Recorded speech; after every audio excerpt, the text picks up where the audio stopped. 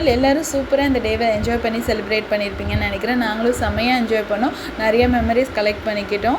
And last week அவன் ஸ்கூலில் celebration இருந்தது, அதுக்கு தான் போயிருந்தோம். ஆக்சுவலாக அவன் பர்த்டே அந்த வீட்டில் இருந்ததால் வீட்டுக்கு கெஸ்ட்லாம் வந்திருந்தாங்க. நானும் கொஞ்சம் பிஸியாக இருந்தேன். அதில் என்னாச்சுன்னா அவனுக்கு ப்ராக்டிஸ் செஷன் இருக்குது, கொஞ்சம் ஏர்லியாக ட்ராப் பண்ண சொல்லி மெயில் வந்திருக்கு. என்னோடய ஜிமெயில் ஃபுல்லாக ஸ்டோரேஜ் இருக்கிறதால இமெயில்ஸ் எதுவுமே வரல.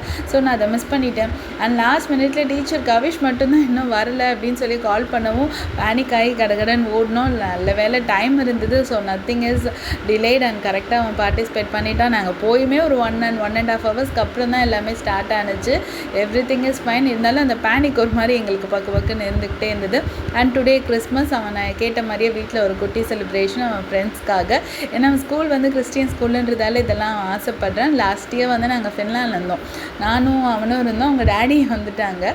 ஸோ இது அவங்க கூட இருக்காங்க அப்படின்னு சொல்லிட்டு நல்லா செலிப்ரேட் பண்ணி அவங்களுக்கு பிடிச்ச மாதிரி எல்லாமே பண்ணி கொடுத்தாச்சு. That's for the day. Thanks for வாட்சிங். எங்கள் vlog பிடிச்சிருந்தா சப்ஸ்கிரைப் பண்ணுங்கள்.